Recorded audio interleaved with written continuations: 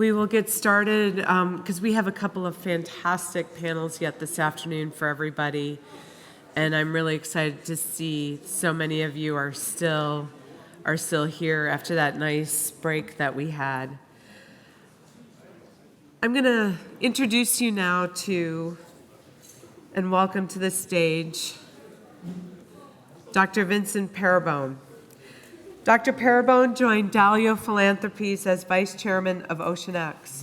In addition, he is a professor of cellular and molecular physiology and neuroscience at the Yale School of Medicine and a fellow at the John B. Pierce Laboratory.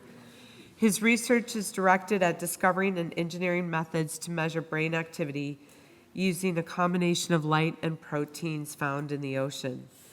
Over the past 15 years, he has conducted ocean research expeditions across the globe, and he has started both a pharmaceutical company and a medical diagnostic company.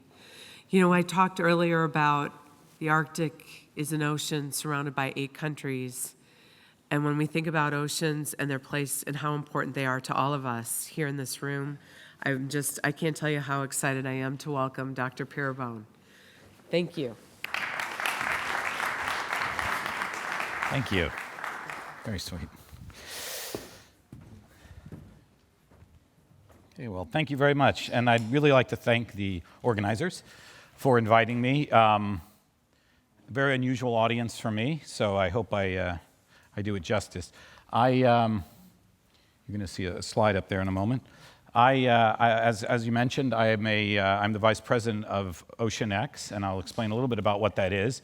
And I wanted to explain a little bit about how Ray and myself came about this as a way to explain a little bit about the state of the ocean and the way we see philanthropies like this work in the future. So I'll skip this slide because you already heard that. This is OCEANX is a nonprofit, and it's a nonprofit that's dedicated to ocean exploration, ocean science, and media, and it's the brainchild of Ray. And it was a sort of, as everything in Ray does, I think it's sort of a growing idea. It started a few years ago and has grown into what it is today. So why oceans, and why now, and why did he do that? And I first just wanted to mention and remind everybody very quickly about oceans in a sense of what they mean to us as human beings. And I'm not going to spend a lot of time on this, but it's important that we see these and understand these as humans and as members of this earth. And I'm going to spend a little time at the end on this last one, which is something that's near and dear to my heart, which is a kind of an opportunity in the ocean that's been slowly developing over the past few years, given the new ways, the new technologies we have. But as we all know, and most of us have heard, the oceans are essential for human life, and they're essential for human life because of the things that they do on a sort of chemical, on a geoengineering perspective, and on a local perspective in terms of food. In terms of carbon, it's essential that the oceans exist in a healthy state because they pull down carbon we produce. They also pull down carbon that comes out of the rest of the world. So they represent almost half of the carbon that's pulled down that we put into the environment. So the better and the healthier the ocean is, the more carbon it can pull out of the environment. And the carbon it pulls out, it buries in deep sediments, and those sediments are deep and they last a long time. So it's a good place to store your carbon when you have to. Oxygen production, which sort of goes without saying, and there's a kind of a rule in the business that every other breath we take is derived from organisms in the ocean, and that's very true, in fact, that over half the oxygen that's in our environment is a result of organisms, tiny organisms in the ocean producing, tiny plants in the ocean producing it. Solar heat absorption is something that goes sort of lost, but the reality is that 93% of the heat that comes in and out of the world from the sun is absorbed by the ocean. So it's sort of what it does just by being a large mass and moving around. So it's essential that again, its chemical makeup and structure is important. Food protein, everybody's heard and knows a lot about that. The fact that the ocean supplies a tremendous amount. These are metric tons annually, especially in places like Asia, South America. It's a huge source of protein for the rest of the world. So it's a major, for many parts of the world, a major source of protein and food.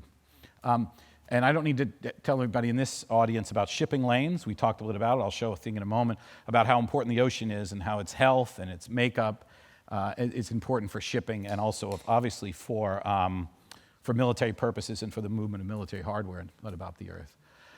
This last area is something that I'm going to mention a little bit later, so I'll go through it quickly, but it's something that's probably missed on most people, is that the ocean is a vast variety of life that doesn't exist on land. I mean, that seems obvious. There are no sharks. Well, maybe there are sharks living on land, but in a different form.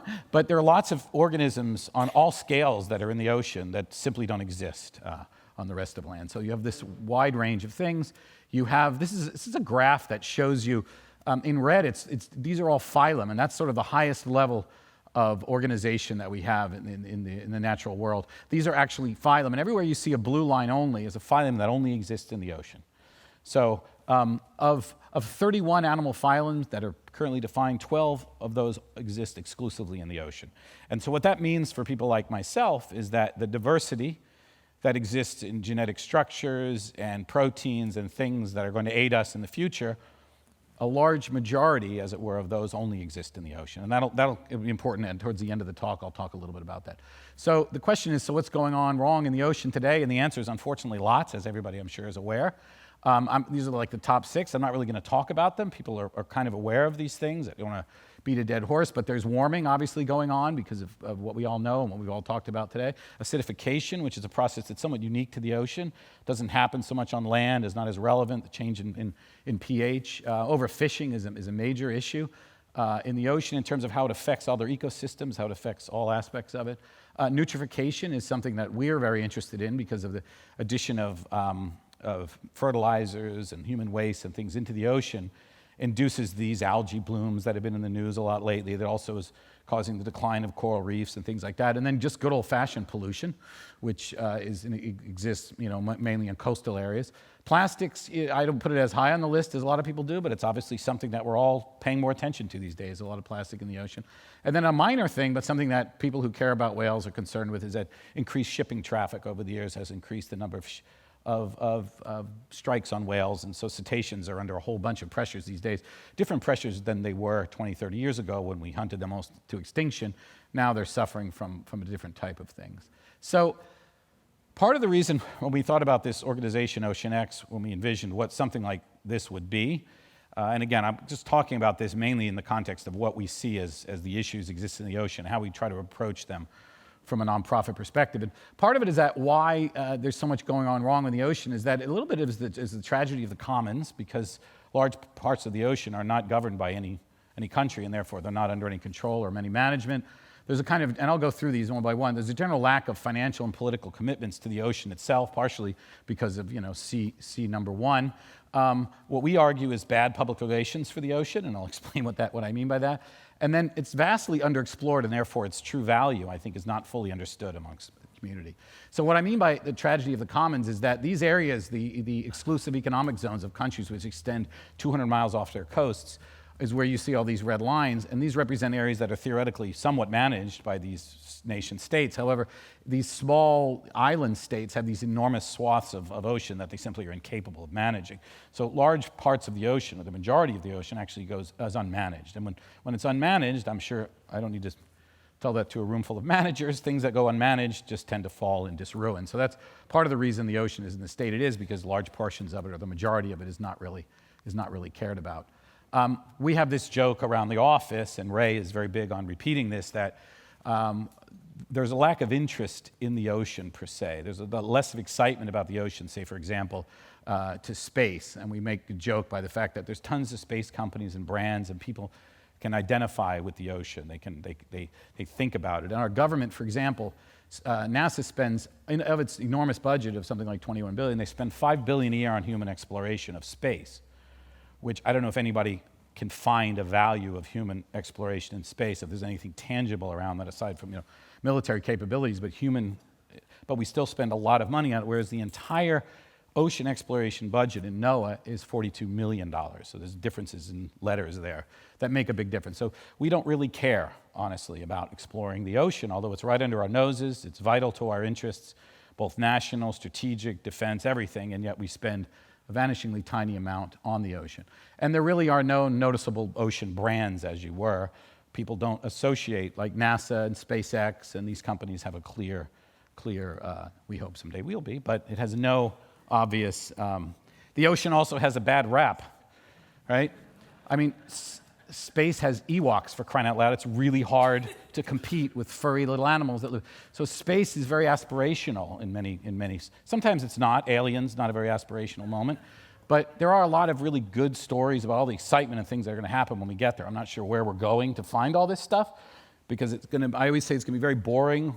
Getting to Mars is going to be fun, but when you get there and it's a lyophilized, dead planet, I don't know how exciting part 2 of that episode is going to be after you get there. Where the ocean has a bunch of bad things in it that make things difficult. So we don't spend a lot of time, exhibiting the love we should for it, right? So OCEANX, the way we envision this as an idea is to address those topics, try to address those things that we feel are missing, is to support exploration and scientific discovery, to make the place a little bit less, make it more valuable scientifically and valuable commercially as part of the reason for that. It's also to expose the world to those discoveries and let the world understand better. And then the part of this is scientific exploration, and the other half of it is media production and distribution. So we're very involved in the production of media to help the world understand and encourage the proper use and the proper exploitation and everything of the ocean.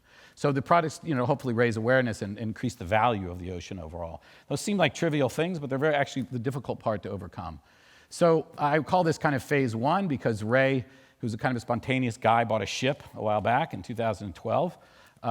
And that ship was a Lucia, and it began, he bought it, and then he said, well, what do I do with it? So then hired a bunch of us to manage it and run it, and he allows a lot of scientific research to be done on the boat since 2012. That ship has submersibles and all kinds of Bondian type stuff on board, but it's a really great scientific and media platform. So the ship was the one that was involved in finding Air France, so it's a very good, reliable, old vessel.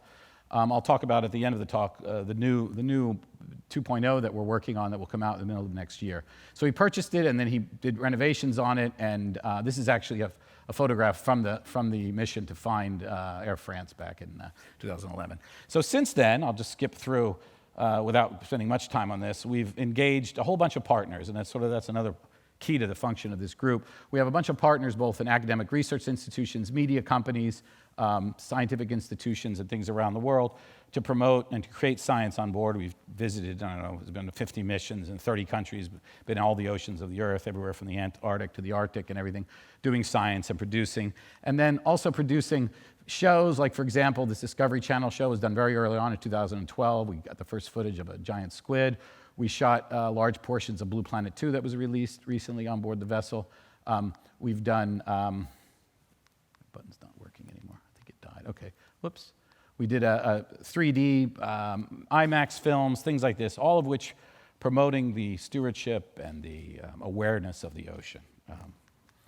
And then we created in 2013 this documentary, one of many that we've done, but this one we did called Creatures of Light, which was things I was involved in, which was related to bioluminescent and biofluorescent organisms. And I thought I would take a little segue to explain a little bit about that last point on the slide about the value of the ocean, and a value which, in my mind, is a very underrepresented value of the ocean.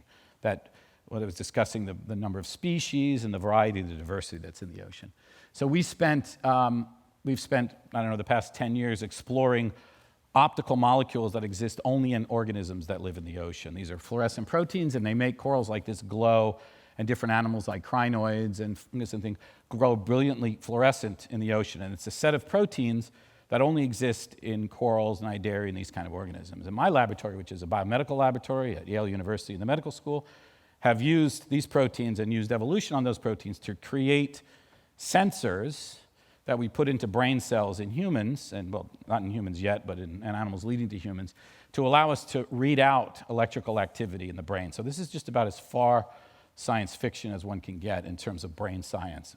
And it's all made possible only by proteins that we've extracted from animals in the ocean. And that's how I met Ray. Was going on his boat and looking for these things. And there's sets of proteins that allow you to visualize electrical activity in nerve cells, and there's proteins that allow us to create electrical activity in neurons using strictly light.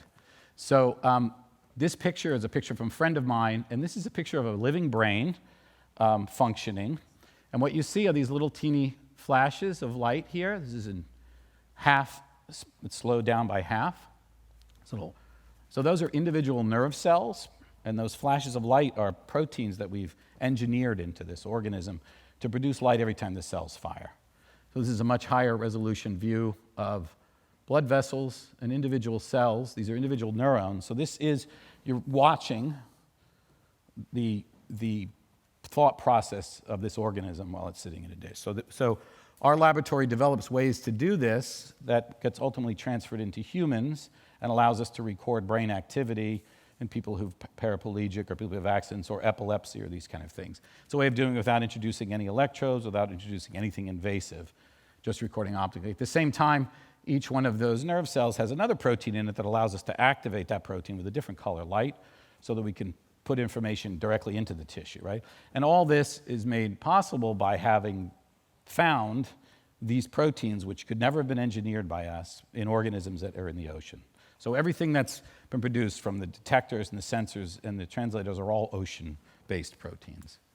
So I'm very anxious to see these kind of things not be lost to the greater world because of loss of these ecosystems as a result of what's happening in the ocean. So phase 2 of this thing, I won't spend much time on it. I'll just show a short video. We're on a new frontier of ocean exploration that will bring out the explorer in all of us. We're partnering with the OCEANX initiative to build a mind-blowing platform for exploration. A research vessel that's a one-of-a-kind ocean conservation and media platform to explore the world's oceans in ways that were never before possible, to create one big wave for the oceans. I think it's really exciting. There's still a massive part of this planet we know nothing about. We need to make people understand what we do in the next 10 years is going to determine what the ocean looks like in 200 years' time. Every expedition is taking us towards learning more about our world. Audiences glued to Blue Planet 2 have been starkly reminded of the problems of plastics pollution. 50 years ago, Jacques Cousteau and the Calypso managed to capture our imagination.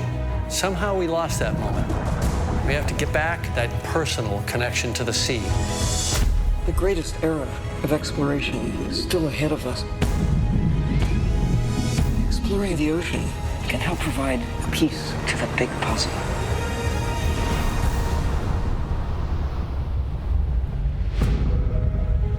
It's good to have. So what we've done is embarked on a kind of building a much larger vessel, which has been completed now after 2 years in development. As Jim said, it's a state-of-the-art research vessel that has media production capabilities on board to allow us to do all kinds of things, to go to these far reaches of the Earth and study and examine. It's got dry laboratories, all kinds of things that normally one doesn't have on a vessel like this. So it's allowing us to go out and then to produce media like these things, and with producers like Jim to create media that we think will be more better received by the audience, better paid attention to. So we've upped the game considerably on the production of media around the ocean and around conservation, around just explaining the value and the beauty of it. So at the end, I thought, given where we were, I would just mention a few things about the Arctic, although a lot of what I'm about to say has somewhat been mentioned along the way. We have not operated extensively in the Arctic yet. We plan to do that in the years coming up. But I'll just mention a few things just to kind of let you know where our head is at around the Arctic. Like I said, a lot has been discussed. I see the Arctic in some way in 3 ways, and I don't mean to be dry about this. It's just a science view of things. That there's issues related to ice, permafrost, and of course marine and terrestrial animals. And unfortunately, being a scientist, I include humans in the terrestrial life category. Not to be mean or degrading in any way, but all of us fall in the same bucket. Anyway, as everybody knows about the Arctic, the thing about it that's so amazing is that it's this huge chunk of ice that kind of shrinks seasonally and then grows and shrinks and grows. And during the depths of winter, it's an impassable mass of ice, or well, it used to be. And then in the summer ice, it's very small, and if you have craft, you can move in and around it. But as we've heard a lot of, this is obviously shrinking. This is fresh water, and this fresh water is starting to disperse in the ocean. And as we also heard about last year, for the first time ever, there was a container ship that was capable of doing this passage, that they call the Northern Passage, to Europe, from Asia to Europe, without traveling through the canals and around the bottom, and it saved 10 days and a tremendous amount of fuel. So one of the things that we were discussing earlier was a sort of positive side effect of having no more ice up there, and there's very few positive side effects of that. One of them is that moving ships through there will take less time, cost less energy, that kind of thing. So that's a valuable outcome of that. Unfortunately, as we also heard earlier, that ice goes somewhere, and where it goes is in the ocean, and that causes problems in terms of ice levels. And it's pretty clear, there's really no doubt, in most people's mind anyway, about the loss of that ice being highly correlated to human activity and the increase in CO2, many, many factors that lead to it, but all the result of that kind of thing. The ice is melting at a rate which is like not seen in years. And the concern really is that, here we are now, we're at this decay rate. If you assume no additional slope changes, and I think that's probably the slope is going to get a little worse over time, probably by 2036 there may be no ice. So you will have no unobstructed circumnavigation of the Arctic in 2036, and in 2050 there'll be even less of it. So there'll be so little ice that all year round you'll be able to transmit vehicles and things through the ice. So that's not a good thing, but it is something that's going to happen. And clearly the ice is correlated. There are high correlations between CO2 levels and ice loss going back to the 1950s and 40s. So there's very little doubt, at least in our community, about that kind of thing. I thought while we're sitting here on the edge of that beautiful glacier that most of us, or some of us anyways, went to see, I would just mention that glacier is also experiencing these kind of losses. And amazingly enough, people who live here know this very well, that back in the 1760s, part of Juneau was covered by that glacier, and that glacier has receded over time through natural on and offs, but now it's accelerating its rate at which it declines, and you can see that quite prominently where it's quite stable, it's retreating, but then you see this increase as you get into the Industrial Revolution and the production of not just CO2, to be clear. The reason the glacier looks a little dark up there now is all the soot and sediment that lands on it that increases its absorption of sunlight, and those things are all very well documented. And as we also heard, as the Arctic starts to open up, it's going to become a nightmare in terms of who owns what. So this is kind of one of the latest maps of who thinks they own what and who thinks they don't own what. So lots of action going on between Russia, between the U.S., between Greenland, which we don't quite own yet, but soon we will. I don't know if you've heard. And then we're working on that. And then obviously Alaska, which is our currently the only property which we own, which is got a shorefront view of the Arctic. So this is part of the dilemma of this changing world, which I think, as I hear and as I talk, people have just kind of resigned to that fact, and that fact is that fact. And now thinking, as you must think, about how to live in a new era where this is now a fact. And as we heard, it's probably less of an issue, except, of course, for things like permafrost and things that will melt, and, of course, the animals that will, at the end, it's bad news for the animals and bad news for some people who live on the ice, but by and large, the effects will be felt other places more than they will be in the Arctic. Permafrost is this sort of often misunderstood material that lives underneath these frozen places like Greenland. And when that stuff starts thawing, the bad things happen to us, and mainly in the form of microbes eating and releasing methane from it, producing large amounts of methane, which are also, so it's one of these accelerants to the whole process. There's thoughts to use this material for burning, which would also probably not be a great idea. But in any event, it's just a new thing that we didn't have to worry about for almost 10,000 years since it's been frozen for that long. But that will be something that will come important. And this is a sort of fairly recent map showing you where permafrost is. It's all around. And everything that's in the sort of brownish color is susceptible to thawing almost immediately. So, and thawing, like I said, permafrost is not a good thing. You can see the estimates, which are, again, estimates, is a tremendous amount of greenhouse gases stored within that permafrost. So that's one of the factors that everybody keeps an eye on. And of course, the final one, which is sort of the more charismatic version of it, but probably the one that ultimately has less effect to some degree on global commerce, which is the animals and the bears and things that live on there and how they will be affected. It's not clear how they are really affected by the losses, probably not in a good way. The losses being so quick that they may not have time to adjust to the situation. So those are my sort of take-homes, my short take-homes about how the Arctic will be changing in the near future, and how I think it's our if we're smart about this, we think about what's happening and find ways around it. Maybe also thinking about ways to mitigate continued loss, because although it may not seem disastrous to the Arctic, it will be disastrous to the rest of the planet when all that water when all that water goes free and we lose Miami and places like that. But that's okay because we'll have Greenland, so we're good there. Kind of an even thing. So just in conclusion, in case it needs to be restated, the oceans play an essential role in human life and are sort of largely missed in a weird way. We talk about it, but in terms of financial investment by countries into it. So there are very, very aggressive plans to regulate large portions of the ocean, which people, recoil at the idea. But on the other hand, the commons, without some management and some thought going into how those parts are fished and what kind of waste is put into them, we're going to have a problem. So we think that the ocean does deserve international cooperation and in some degree regulation, because right now it's a kind of a wild, wild west on the open sea, and that's where you get the plastics and all the messes and everything that we have. And the unpredictable nature of some of these changes require sort of this increased global cooperation and investment, unfortunately. As everybody knows from global climate prediction, it's a very complicated business to do that. There simply isn't an easy way to do it. You saw that happen with not climate so much, but with weather in the case of this hurricane, where even a hurricane is difficult to predict its path. So there's a lot going on, but by and large, it's pretty clear that these things are happening, and how they go, we don't know. So it's best that we, as a group, as a world, get together as soon as possible to sort of figure out how to reduce these impacts, but also what's going to happen as our new world that we're giving to our children has all of these changes to it. So with that, I probably finished in way too little time. Look at that. I have way too much time. It was a half an hour. Anyways, thank you. And if there's any questions or anything else I can add, please let me know. I ran through a whole lot. Thank you. Hey, what?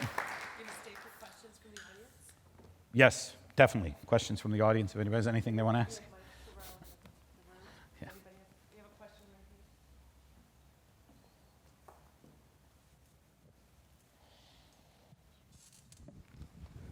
Yeah. This is Dr. Tariq from Qatar Investment Authority. Thank you very much for the valuable presentation. I picked up one of the items you have put on the blackboard on the screen is about international cooperation regarding the oceans. As I remember, there was the Law of the Sea Convention, which was held in the 80s and almost adhered to by all 200 countries in the world. And in that convention, they, of course, defined the territorial sea and continental shelf, and also for the high seas, and establish an international authority to give licenses to the exploration and etc. So what is your relation to this authority, and are you complying with their conditions and terms, prices, etc.? Thank you very much. Do you mean as our organization or our country? Yeah, the OCEANX. Yeah. Yes. So no, the country is a party to the convention. Right. But this is, let's say, this is in theory, right, on papers. But I want to know what's in practice. Yeah. Is the international authority functioning? Does it supervise you as a company or whatever? Good question. Licensee?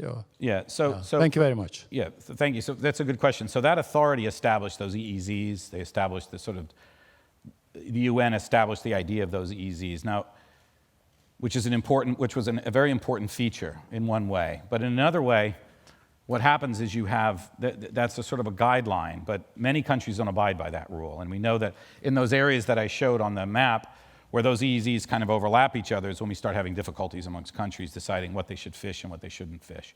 In the small island countries, or the smaller countries that don't have as good control over those areas, they don't have a navy of a significant portion, those are not abided by at all. So fishing goes on in those zones, even though it's not allowed.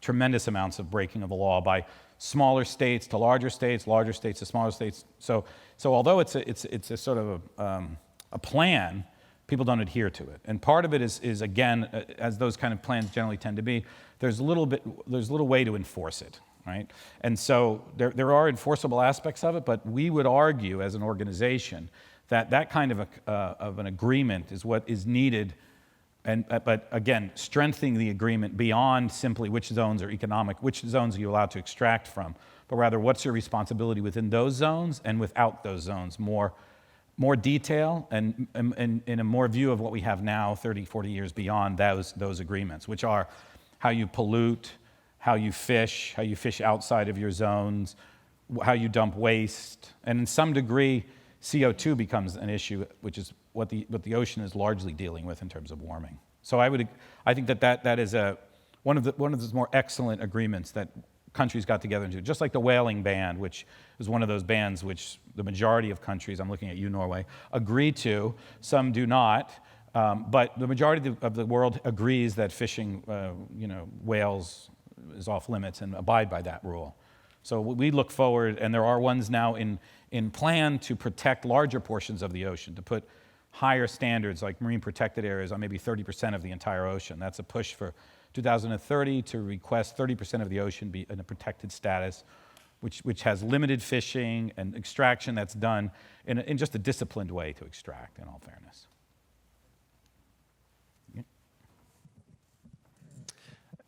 That was a fabulous video. And sometimes visual optics play a more important part in conveying a message, and it was very graphic, so thank you very much for that. That's what you get when you hire Jim Cameron. Otherwise, that's part of the goal. You picked up on what the goal of this organization is we're competing in a media world, just like you said, and we're competing against the Avatars and the Marvel of the world. So if you want to gain attention of young people, you have to raise your game, and it's not enough to do kind of the old finger-pointing video. They have to be, so that is the whole goal of the organization.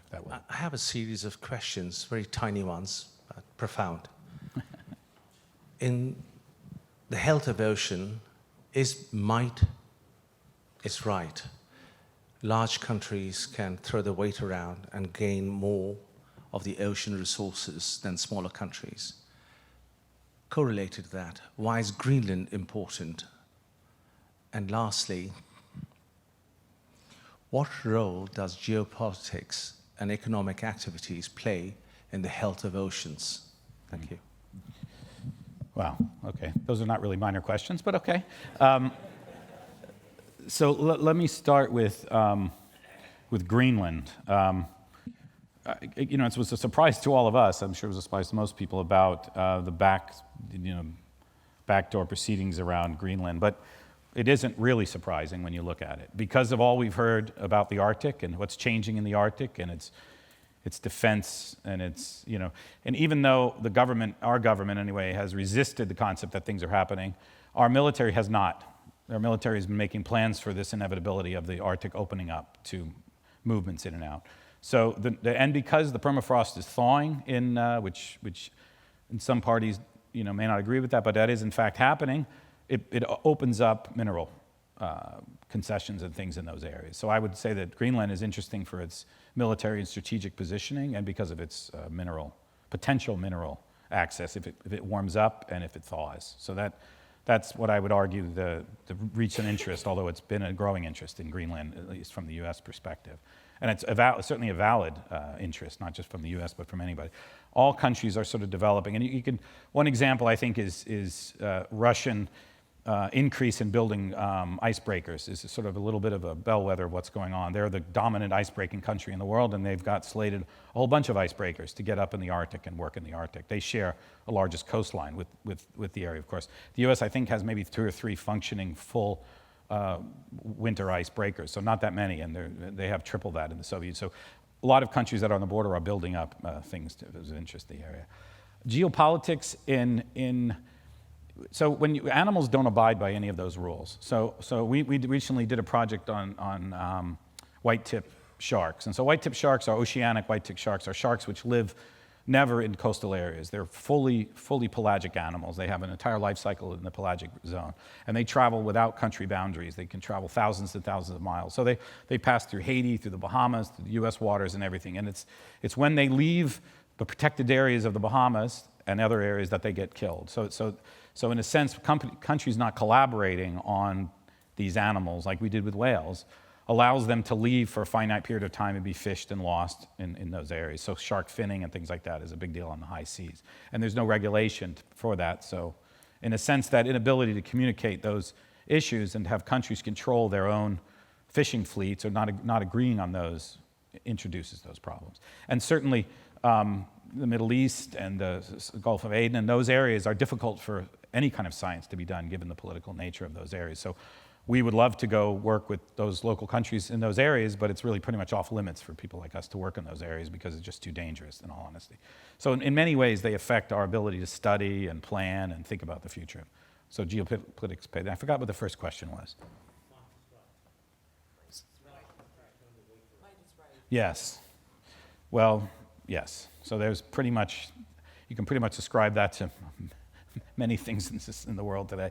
However, different countries abuse the ocean in different ways. Some small countries do a pretty good job of damaging the ocean significantly, as do large ocean. But certainly, large countries have a greater capability to do it, and probably have been spending more time doing it. So, I would agree with that. Anything? Any?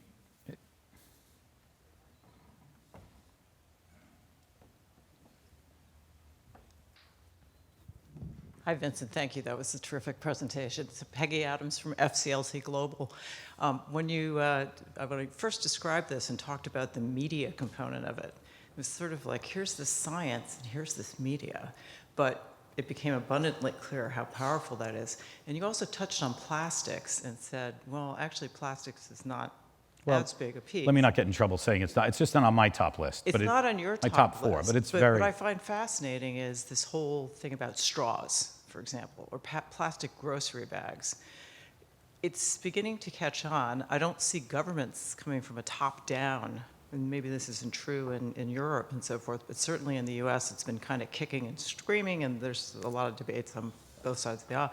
It's a grassroots process. I think that, yeah, exactly. And so do you see any opportunities for parallel things where there are these pictures and these ways of getting to people emotionally without having to win them over intellectually?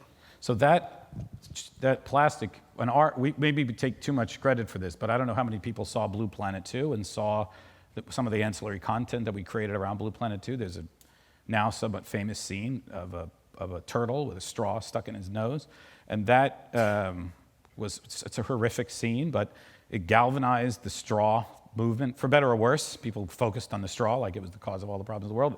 It's not, but in that scene, it was a horrible thing, and we encounter that a lot in the ocean. It's not the number one pollutant, but it did begin a discussion, and we feel like it, at least in Great Britain, began a discussion. And I think it's the beginning of this chipping away at the sort of obsessive plastic culture that we have in dumping things in the ocean. So, and it came definitely from ground, restaurants in the US now largely serve, or many of them serve, with paper straws, which are, another annoying aspect because they're not as good as plastic straws. But anyway, they do it, and it's the attempt to make, to do that, to change that dynamic. So maybe better straws is a good thing to invest in, right? And media for us was absolutely essential for this. Like I said, because, we're not a political group. We're not lobbying. We are looking directly. It's direct communication to people to try to bring oceans into the forefront of people's thought, especially people who are in landlocked countries. Maybe don't care about it, but the fact is much. But the fact is, even if you're landlocked, it's very important to your life because of those reasons. Well, sorry. Sorry. He's actually, this gentleman's had his hand up. Sorry. Thank you for your excellent presentation. I think there was an emphasis on the people living in the Arctic that was missing in your bullet point when we deal with the region. Discussing what the healthcare and the hazard we put of pollution on the ocean, thinking of the radioactive and chemical and biological pollution that we face, and the cross-border effects those pollutions are putting danger to people living in the Arctic. Mm-hmm. I think there is an emphasis to encourage the research community to emphasize the healthcare aspects of what those pollutions are causing for our health and for our ecology. That is a lot more sensitive than the rest of the world because of how the world is working today. I think you put a very good emphasis on the money being used for research, but I think the healthcare and the hazard on people are something that we need to address on what is causing our damaged health. And thank you for that. Yeah, I think unfortunately, people living around the Arctic are going to be part of a control group that's going to change because the Arctic doesn't have the traffic and the pollution yet that it unfortunately will soon have. It's going to experience the same issues of probably that we've had in the rest of the coastal America from over-nutrification and pollution that's generated these algae bursts and the health problems with, unfortunately, probably here that hasn't happened, and as long as the ice stays there, it's not going to happen, but it's going to begin to happen as soon as those passages are made available. And it seems like it's that perfect moment to admit that it's going to happen and to do our best to not let it happen, or to put in things in place to not allow those kind of things to happen. Now's the time to do that because it's coming. Someone all the way. Rishabh Sethi from New Zealand. That was a terribly essential and a thoroughly depressing conversation. I was wondering if you can share some good news with us. Some good news. What's working? What countries are managing conservation well? What initiatives are going right? Where do we find inspiration?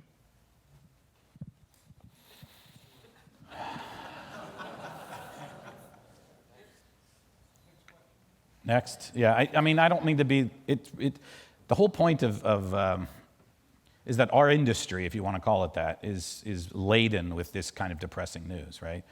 And it is not something that you want to focus on. So the media products that we create are not exactly like I showed you here. The media products you'll see, and if you look at them, are about aspirational aspects of understanding the ocean.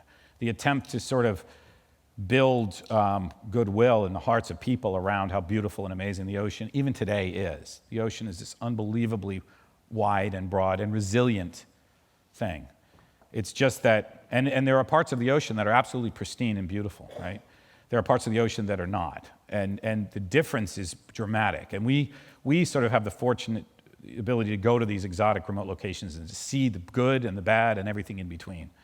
And we just did a piece in Florida, for example, which is my home state. I grew up in Florida, and I dove in the Florida Keys, and now the Florida Keys are experiencing like the worst, loss of coral almost anywhere in the world, and it's completely sort of unknown. But so the one moment of happiness that happened there was this generation seems to be kind of a little more thinking about what they want and what they want to get out of their government, especially in Florida. It seemed to be that they're a little more upset about it. They're not willing to sort of just listen. And there's been a kind of a silence in Florida about the ecological damage because it hurts tourism, that kind of mentality that, well, if we don't tell anybody, nobody will notice. But people do notice, and nobody goes there anymore. So I think young people are not willing, the young people now are not willing to just accept that, especially since Florida caused its own problems with its own things that are ridiculous. Essentially, they gave in to agricultural concerns in the 80s and 90s, allowing large nutrification of their water supplies. And the strange thing about nutrification, when you put too much fertilizer on a crop, the idea of fertilizer is it has these essential minerals that the crop should take up, nitrogen and phosphate, right? And if you put so much nitrogen and phosphate on your crops that it ends up in your water, that's by definition the wrong way to fertilize, right? Fertilizer is just a catalytic kind of process. It's not like water, it's not like sunlight, it's catalytic. You put tiny amounts. The Israelis do a really good job in certain areas of how they fertilize their fields and how they're very discreet in the amount of, and that throughout arid parts of the Middle East in general, there are methods of fertilizing that allow virtually no water to be lost and no fertilizer to be lost. So it's eminently scientifically and technologically possible to do that.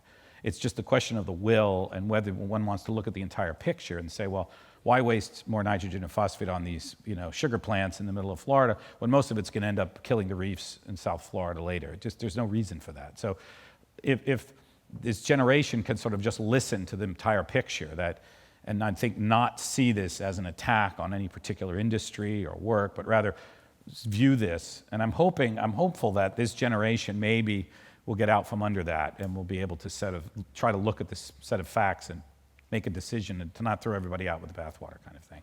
I think petroleum is part of that same metric, right? Where this, this generation maybe doesn't have the same, thought to throw the baby out with the bathwater regarding extractive petroleum methods, that it's something that's absolutely essential for humankind, but finding ways to substitute and replace it over time is probably the same thing to do as a culture. So I don't know, that's not a very positive answer, but if you had my job, you would probably not find many things to say positive. Yes? You mentioned at the start of your presentation a huge difference in the money that's going into space from the likes of NASA versus the seas. And we know that the private sector is putting even more into the commercialization of space, whether it's Elon Musk or Asgardia trying to create colonies in space and mine asteroids, and genuinely raising tens of billions of dollars for their projects. Every few years we see someone talk about creating a new country at sea or an underwater colony or mining the mineral resources at sea, and then they tend to disappear without trace. Are you aware of any projects right now that are looking at the systematic commercialization of the seas, and do you think that any of those have a chance of succeeding? I don't know of anyone. That's a good question. And to us, the absurdity, in my mind, the absurdity of space, aside from the commercial aspects of putting things in orbit, which is a different business altogether than exploration of other planets, and the amount of money being spent, which, as a scientist, we think is wonderful, it's great, but the amount of money we as a culture, as a group, spend on trying to go to places that are essentially lyophilized and dead is a surprise to us when our backyard is full of things. That's just a psychotic, behavior of humans. I really don't know. Billions and billions of dollars spent on that idea, And so yes, the ocean, and I would argue, and this may sound profound, but living in the ocean is more difficult than living on Mars. So getting to Mars is difficult. Living on it is not difficult. Living at 11,000 meters under the ocean is extremely difficult to do. So having habitats that can live deeper than continental shelf type things is very challenging. But to your point about mining, and it's interesting because large segments of the ocean bottom are basically mud, and not to degrade them, but there's a lot of mud, and there's actually a lot of mineral resources in the mud. So we can either cut off mountains up here in Alaska, or we can potentially work in areas where they'll have less of an impact. Not a lot of things live below those depths. They're challenging to get to, but there's lots of minerals and things at those depths that probably can be mined in a way that's better to go there than it is to go on terrestrial places where we live. So as much as we don't love the idea of mining in the ocean, if it's done correctly, it's probably much less invasive than going to these beautiful mountains up here and start tearing the roofs off of them and taking things out. So in a sense, that's probably a missed opportunity to do that. It's challenging, but obviously the petroleum industry has been digging deep in the earth, in the ocean for years, so it's not that it's impossible to do it, for sure. Well, thank you very much. My pleasure. Thank you.